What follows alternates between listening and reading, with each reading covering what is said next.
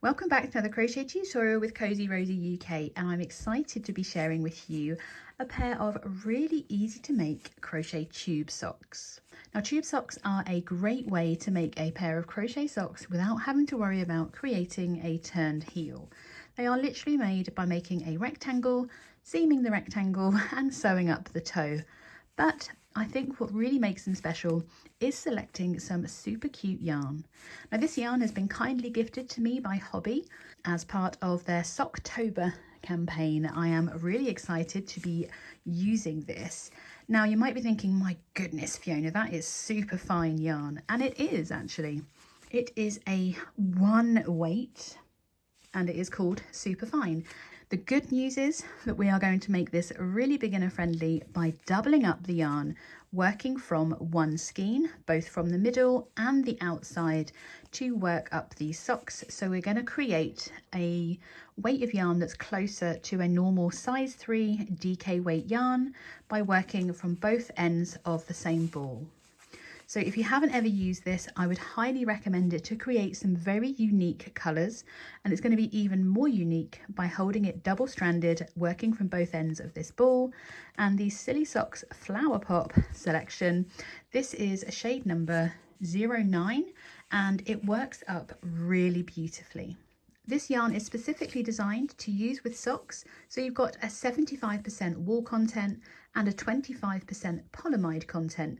That polyamide is what helps to keep the fabric sock safe, if you know what I'm saying. It means that it makes it a little bit easier to wash, and you can see there that we have a 30-degree machine wash that we can use this for as well.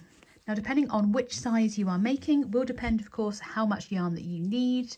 I have so far already stitched up one size small, and these sizes really don't differ very much. It's all to do with the circumference of the sock that we are making.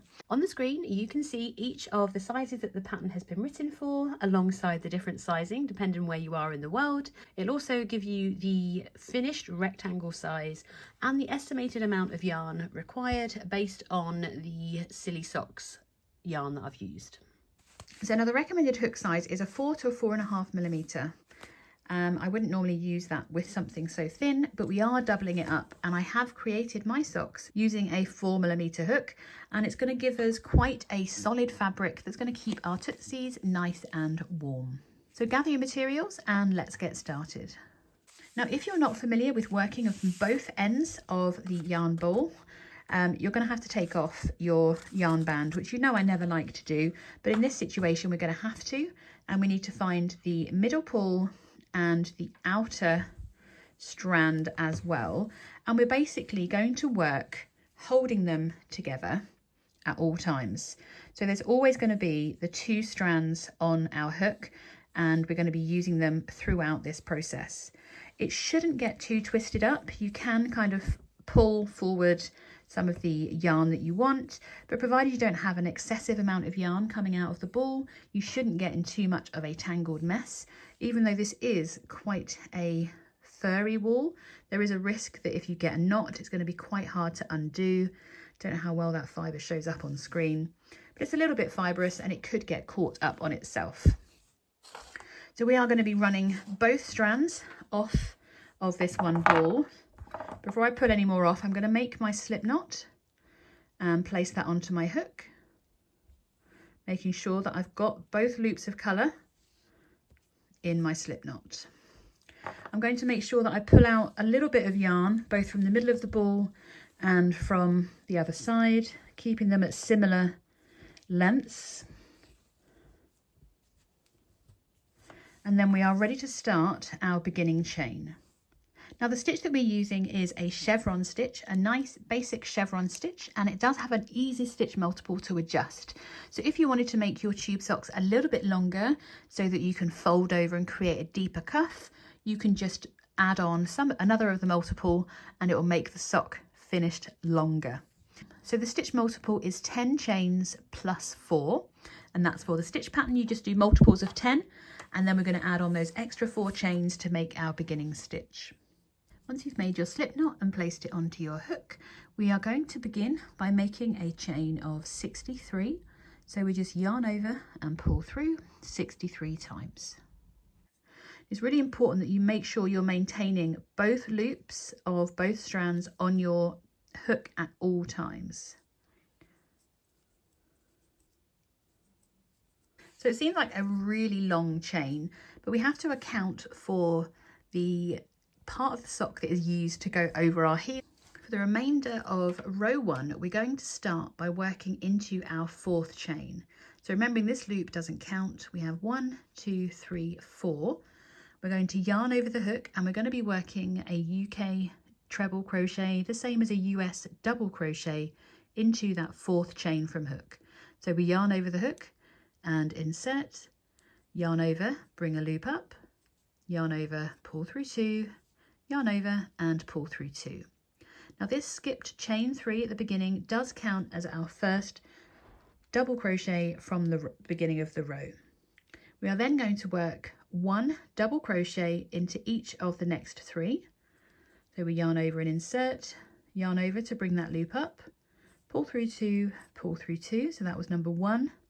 Repeat that into this next chain for number 2 and repeat that again for number 3. So chevrons are made up of peaks and troughs, and to create the trough in this chevron we're going to work a double crochet 3 together, the same as a UK treble 3 together. So we are going to work that over the next 3 chains, and that will cause the chain to kind of go from 3 into 1 stitch. We begin by yarning over the hook and inserting into the first chain, yarn over, bring a loop up so you have 3 loops on your hook, yarn over and pull through the first 2 loops, and we kind of pause there and we repeat that twice more. So we yarn over, insert into the next stitch or chain, yarn over, bring a loop up, yarn over, pull through 2 and stop there once again. So we now have 1, 2, 3 loops. We're going to yarn over, insert into the 3rd chain along, yarn over, bring a loop up. We're going to yarn over, just pull through those first 2 loops. So we now have 4 loops on our hook. To finish the stitch, we yarn over and pull through all 4 loops, which is tricky when you do it slowly. And it looks like you've created a bit of a lump, but it will be flat. It's just, we've made those 3 chains into that 1 at the back there. So that was a double crochet 3 together. We're then going to work into the next chain along. So you can see there's a hole where we've already worked. So we're going into the next chain and we're working 1 double crochet into each of the next 3. I picked up an extra loop, but yeah. So that's 1, 2, and 3. So that double crochet 3 together we did creates the trough, which is why that now looks like it's sticking up in the air. And we're then going to create our peak into our next chain, not here, but where that next empty chain is. And we're going to work 3 US double crochets into that same chain. So that's 1. We reinsert back into the same chain again for number 2. Oh, I dropped it. And we're going to reinsert into the same chain for this number 2 and repeat that for a 3rd time by working a 3rd double crochet into that same chain, and that is going to create the top of our chevron or our peak. We're then going to work 1 double crochet into each of the next 3 chains, so that's 1, 2,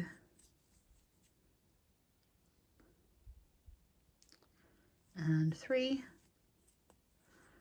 and then we are going to work a double crochet 3 together over the next 3 chains again.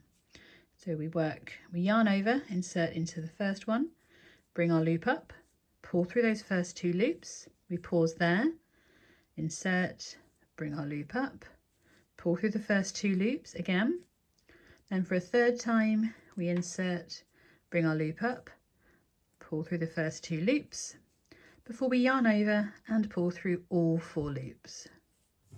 If you need to get more yarn from your ball, just gently pull and hopefully it will just freely come off. If it spins around a little bit, don't worry too much. I just don't want mine to fall on the floor. Gives me a bit more to work with. So we've established our pattern. I know it doesn't feel like it, but we're going to work 1 double crochet into each of the next 3. We're then going to work 3 double crochets into the next, and then we work 1 double crochet into the next 3 before working a 3 double crochet, a double crochet 3 together. So we begin by working 1 double crochet into each of the next 3. That's 1, 2, and 3. We then need to work our peak, which is where we work. See how it goes, dips there? That means we need to work our peak next. So we're going to work 3 double crochets all into that next chain. That's number 2 and number 3. We're then going to work 1 double crochet into each of the next 3 once again. Oh, if I can find my chain, there we are. So that's 1, 2, and 3. Because we've just worked those 3 double crochets into that last chain before these last 3, working a double crochet 3 together over the next 3. So we yarn over, bring a loop up, yarn over, pull through 2, repeat that again, pull through the first 2, and for a 3rd time. Got those 4 loops, pull through all 4. So you're going to repeat this all the way across until you have just 3 stitches remaining.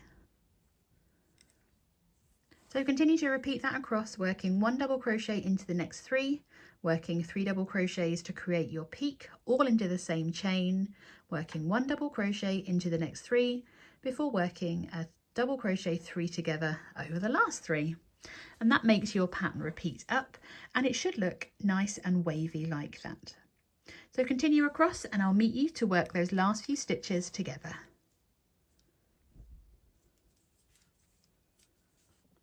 So once you have repeated that all the way down and you end with just 3 chains remaining after your final double crochet 3 together, we're going to work a half double crochet into each of the next 2 chains. So we start with yarning over, inserting into the next, yarn over, bring a loop up, yarn over and pull through all 3 loops. Going to repeat that again into the next chain. So yarn over, bring a loop up, oops, yarn over, pull through all 3, and then in our final chain we're going to work 2 half double crochets. So that's 1, oh, I'm stuck, there we go, and 2. The reason that we are increasing on this last stitch is to create a really neat edge, but the reason we're working smaller stitches is to allow for less sewing up on our toe. So at one end, which is going to be our ankle end, we're going to work double crochets, and at the other end we're going to work half double crochets, and that just helps to bring in our toe. Going into row 2, we are going to make a turning chain of 1. We're going to turn, but this chain 1 does not count as a stitch. So we're going to work into that first stitch of the row, and we're going to work a half double crochet. So we're going to work a half double crochet into the same stitch as our chain 1, and then we're going to work a half double crochet into each of the next 3. So we yarn over, insert, bring our loop up. So that's number 1, yarn over for number 2. Oh, I'm sorry, I'm so used to doing that at a certain angle when I'm sat down. And number 3. Let me get through. There we are. So you'll see that we have that 3 double crochet underneath our hook here for our next stitch to work into.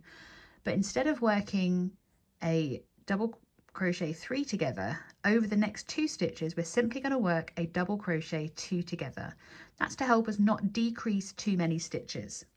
So we're going to yarn over, insert our hook into the top of that double crochet 3 together from the previous row, yarn over, bring a loop up, yarn over, pull through the first 2 loops, we yarn over, insert into the next stitch, yarn over, bring a loop up, yarn over, pull through 2, and we should have 3 loops on our hook, yarn over and pull through all 3 loops. We're then going to start that same pattern repeat we were working along row 1, where we start with 1 double crochet into each of the next 3. So that's 1, 2, and number 3, just as we were doing before. We're going to work into that middle stitch of the peak of the previous row, working those 3 double crochets. That's 1, 2, and 3. I'm going to just get some more yarn off of this ball here for a moment, so we're not pulling on that as we're working. It's good fun, that. It's not going to work in a yarn bowl, is it? I probably need one of those fancy yarn genies. So once you've worked those 3 double crochets, we are of course going to work 1 double crochet into each of the next 3. So that's 1, 2, and 3. And we should then be either side of our 3 double crochet, our double crochet 3 together from the previous row, because that's worked over the 3 stitches. We want the stitch before, the double crochet 3 together from the previous row, and the next stitch. So we're yarning over, inserting, pull through 2, repeat that again into that next stitch, and again to create that 3 double crochet, to create that double crochet 3 together. We then work 1 double crochet into each of the next 3,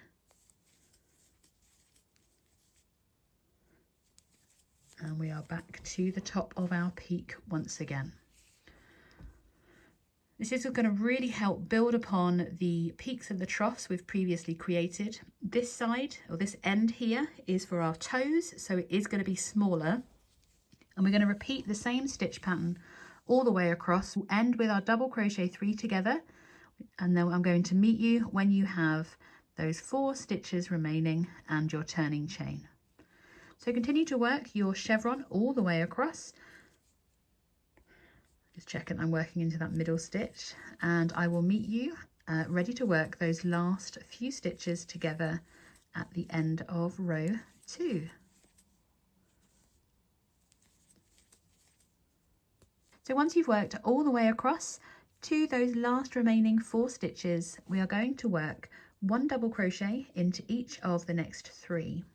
So we yarn over, insert, bring our loop up and pull through 2 just as normal, working that into each of the next 3 stitches. That brings us to our turning chain, which cannot be forgotten. We need to find that the top of the chain, which is the 3rd chain. Mine goes lovely and small. I just kind of aim my hook for the middle of it, push it on, and we're working 2 double crochets into the top of our turning chain. So our stitch count should remain the same, it's just that this time we have half double crochets where our toes are going to go. So going into row 3, we begin with a chain of 3. Really? That's 1, 2, and 3. Now that chain 3 does count as our first double crochet of the row. A second double crochet into the same as our chain 3.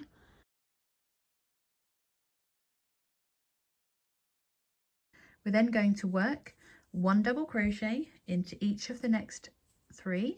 So that's 1, 2, and 3. We're then going to begin our pattern starting with our double crochet 3 together.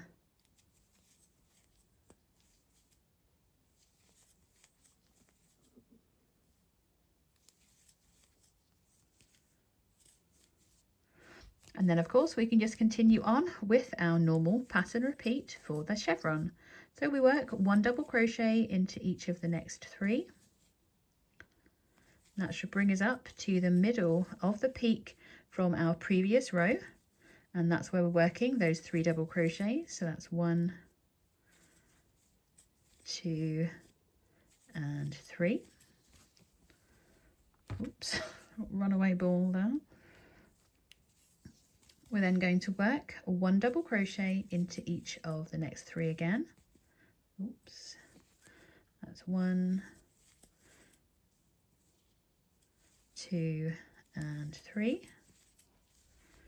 And that brings us ready to those 3 stitches to work our double crochet 3 together to create our trough. 2 and 3. Once again, we are going to repeat this pattern all the way across until we end with that double crochet 3 together across those stitches, and you're going to look like you're going to have 3 stitches remaining, and that's where I'm going to meet you. So continue all the way across, and I'll meet you for our last 3 stitches. You just continue on with this beautiful chevron pattern. I'd love to know if you're using this Silly Socks yarn and loving how the colours are working up by holding them all together, because I am super pleased with how jazzy these are turning out without actually having to need to change any colours. Because I'm going to be using, because these tube socks are effectively slipper socks, I think we can go nice and bold and beautiful with them. Anywho, continue on, and I'll meet you for the last 3 stitches of row 3. Once you've worked all the way along for row 3 and you have those 3 stitches remaining, we have to remember, once you've worked all the way along to the end of row 3, we need to notice that these are the shorter stitches at this end. So this was our ankle, this is our toe section. So we're going to work 1 half double crochet into each of the next 2 stitches. So that's 1 and 2, and then into that final stitch we're going to work 2 half double crochets. That's 1 and 2.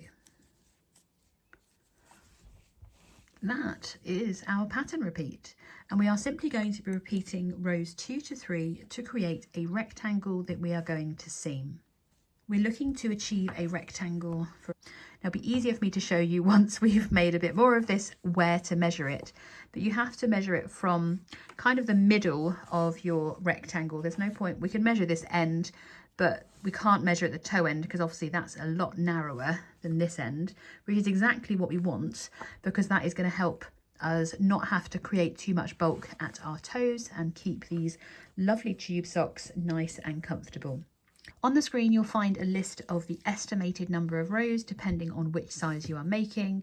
As a general rule of thumb, measuring across the middle of the rectangle is recommended, and just remember to go from peak at the top to trough at the bottom. Don't go from peak to peak because you'll be adding on extra. It's hard to see here, but when we seam them you're going to be seaming a peak to a trough and a trough to a peak, so it'll give us an almost complete circle. We're going to also make sure that we end on a repeat of row 2. We're going to end at the top of our sock where our ankles are and where those double crochets, those taller stitches are worked. These smaller stitches for your half double crochets will be a lot more apparent as you progress in your pattern, but if you need to, you can pop a stitch marker where the half double crochets are so that you know that you're working that toe end. So continue on until you've created your rectangle, and I will meet you back here ready for seaming and finishing off of our socks. So once you have completed your rectangle and it measures from your top peak down to your bottom trough, you'll really be able to see the difference between your double crochet edge and your kind of toe, or your toe edge or your half double crochet edge. And the reason that we've done it like this is so that when we're going to seam this together and we're going to kind of cinch the toe together, it means that we have a nice wide section for our ankle that we can either fold over or we can just leave to kind of ruffle over our ankle. So you should have finished on a repeat of row 2 and be finished with your double crochet or your ankle edge here. So repeat of row 2. by working our double crochets in the end. We're going to start just by making, from here we can continue on to seaming, and we're going to place our edges together.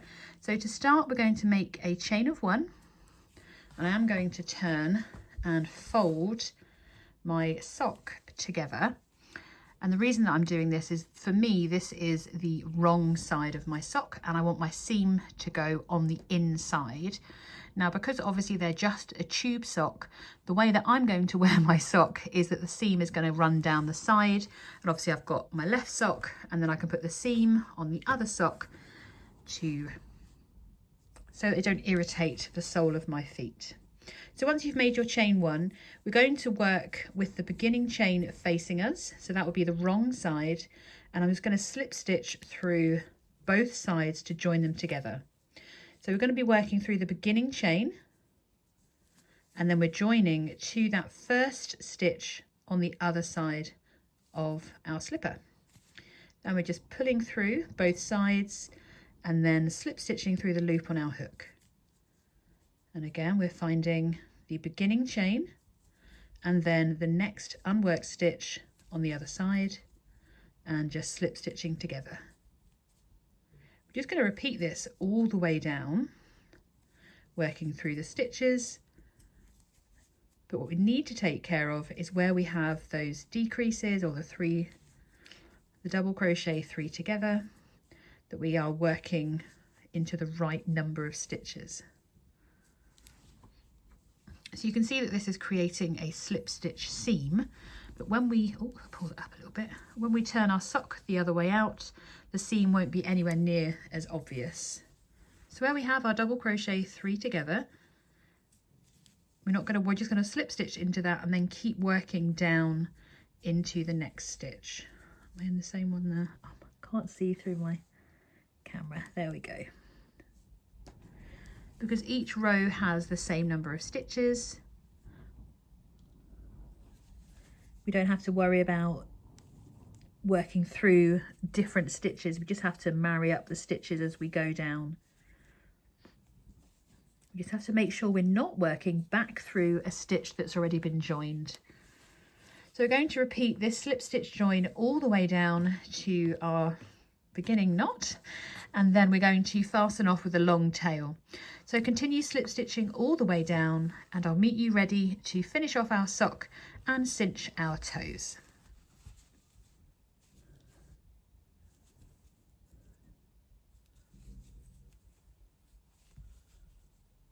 So once you have slip stitched both sides of your tube together, you should be all the way back to your toe section. I'm just going to make a little chain 1, and then I'm going to make sure that I've got quite a good length of yarn. What's that? Probably about 20 inches. Probably don't need that much, but I always like to be extra safe. And we can fasten off. I'm going to bring that through using my hook. And then we basically have a long tube with one end bigger than the other. So this shorter edge is going to become our toes. Just like we would, excuse me if you can hear my dog snoring in the background. She's obviously very chilled out today. Just going to thread both strands, oh my goodness, onto this very new darning needle, which is unfortunately very tight. Let's try that again. I really hope you can hear it, it's quite hilarious. Wow, why can't I get this to go through? Just going to thread those onto my darning needle, and we're just going to be weaving through all the row ends. We have to go through all of them because we don't want any holes, and I'm just weaving through the row ends. Sorry, my wrist is a bit sore, so if I look a bit weird, that's because my wrist is hurting.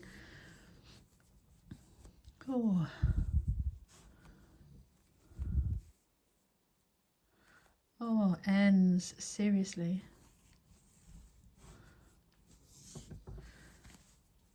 And we're just going to weave in and out of all of these row ends all the way around our socks. I kind of do a few and then pull through, and you can see that that's going to cinch it up nice and tightly. So just continue around and then we'll be ready to weave in our ends and finish off our sock. So I've woven all the way around, but so that I can tie it really securely, I'm going to turn my sock the right way out. I want all of this to come through, including my needle. So I'm just turning my sock the right side out, and then I'm going to really pull nice and tightly. And then to finish this closing on our toe, I'm kind of going to go, this is where I finished off here, and I'm going to go back through the other side in a bit of a figure of an 8 pattern, making sure I work through all the sides of this sock. These won't be visible. You see how they disappear when you pull tightly? Rotate it again and go back through the other way. And it's just going to help pull in that toe nice and tightly. When you're happy that you have secured all the edges and the ends of your socks, I'm going to just do a knot. I know we're not supposed to do knots, but if you know me, I want to make sure that my projects are very secure. With that knot there, I'm going to turn my sock the wrong way again. So that is my toe end. Very nice, very neat. Going to pull my yarn through the wrong way, turn my sock the other way again. Ready to weave in these ends and just secure them again, because I want the tail secured on the wrong side. And again, just for good measure, I've split that tail. Now obviously with toes, oops, I think that was the last one. With toes, of course, you want to make sure there are no loose ends inside. Don't want to get caught around our toes. So I'm going to weave these ends in securely in a moment. But of course, we have to show off how beautiful our sock is going to look. It's such a simple concept that we just make a very nice long tube to put our feet into. I really hope that you've enjoyed making your very own crochet chevron tube socks, and that I'm pretty sure everyone in your family will be getting a pair of these for Christmas because they are lovely and soft. Once again, a huge thank you to Hobby for providing the lovely Silly Sock Flower Pops yarn for this video today.